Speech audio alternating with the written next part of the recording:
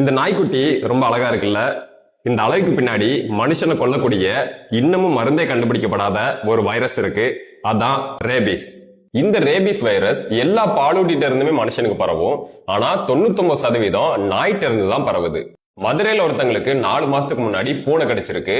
அவங்க ரேபிஸ் தடுப்பூசி போடாததால 2 நாள் முன்னாடி ரேபிஸ் வந்து இறந்துட்டாங்க. இந்த ரேபிஸ் வைரஸை நாம தடுப்பூசி மூலம் 100% கண்ட்ரோல் பண்ண முடியும். ஆனா தடுப்பூசி போடாம விட்டா இப்படிதான் ஆகும். இதுக்கு பேரு ஹைட்ரோபோபியா. தண்ணியை பார்த்தாலே பயப்படுவாங்க. இது ரேபிஸ்கான ஒரு சிம்டம்ஸ். இந்த சிம்டம்ஸ் வந்துட்டா எந்த மருந்தாலையும் நம்மளை காப்பாற்ற முடியாது. 100% சாவு உறுதி. ஒரு வெறி நாய் நம்மளை கடிச்ச உடனே ரேபிஸ் பரவாது. இந்த ரேபிஸ் வைரஸ் ரொம்ப பொறுமையா தான் நம்ம மூளையை நோக்கி டிராவல் ஆகும். இப்போ ஒரு நாய் நம்ம கால்ல கடிச்சிட்டா கால்ல இருந்து வைரஸ் மூளைக்கு போறதுக்கு 6 மாசம் கூட ஆகலாம். இந்த 6 மாசம் வரைக்கும் நம்ம உடம்புல எந்த சேஞ்சுமே நடக்காது. எப்போ இந்த வைரஸ் நம்ம மூளையை ரீச் ஆகி அட்டாக் பண்ணுதோ அதுக்கப்புறம் தான் இந்த சிம்டம்ஸ் எல்லாம் நமக்கு வரும். ஒன்ஸ் இந்த சிம்டம்ஸ் வந்துட்டா எந்த ஒரு தடுப்பூசியோ இல்ல எந்த ஒரு மருந்தோ வேலை செய்யாது. 10 நாள்ல இறந்துருவாங்க. அதனால என்னை ஒரு நாய் 1 மாசத்துக்கு முன்னாடி தான் கடிச்சது, நான் நல்லா தான் இருக்கேன்னு அசால்ட்டா இருக்காதீங்க. உடனே போய் தடுப்பூசி போட்டுக்கோங்க. தடுப்பூசியை பொறுத்தவரை படத்துல வர்ற மாதிரி தொப்புளை சுத்தி 40 ஊசி எல்லாம் போட மாட்டாங்க. நம்ம ஷோல்டர்ல 4 ஊசி தான் போடுவாங்க.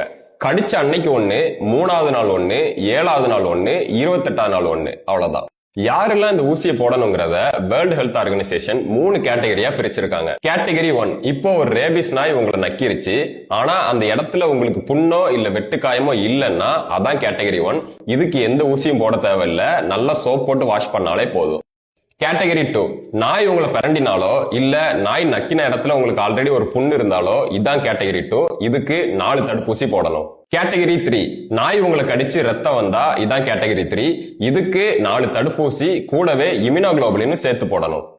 இம்யூனோகுளோபுலின்ங்கிறது என்னன்னா, இப்போ நம்ம தடுப்பூசி போட்டா அந்த தடுப்பூசியில இருந்து எதிர்ப்பு சக்தியை உண்டு பண்ணவே நம்ம உடம்புக்கு 2 வாரம் ஆகும்.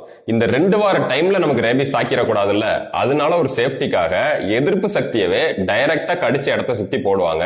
இதுக்கு பேரு தான் இம்யூனோகுளோபுலின். ஃபைனலா சேஃப்டி ப்ரிகாஷன்ஸ் என்னெல்லாம் பண்ணலாம்?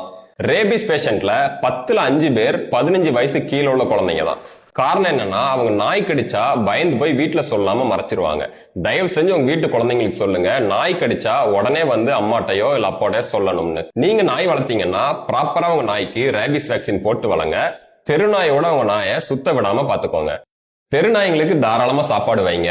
வச்ச உடனே தூரமா வந்துருங்க. அதை போய் கொஞ்சிறதோ இல்ல அது உங்களை நக்க விடுறதோ இந்த மாதிரி பண்ணாதீங்க. ரேபிஸ் மனுஷனுக்கு வர்றதுக்கு தெருநாய்களும் ஒரு முக்கியமான காரணம். முடிஞ்ச அளவு இந்த வீடியோ எல்லாருக்கும் ஷேர் பண்ணுங்க. நிறைய பேத்துக்கு இது போய் சேரட்டும்.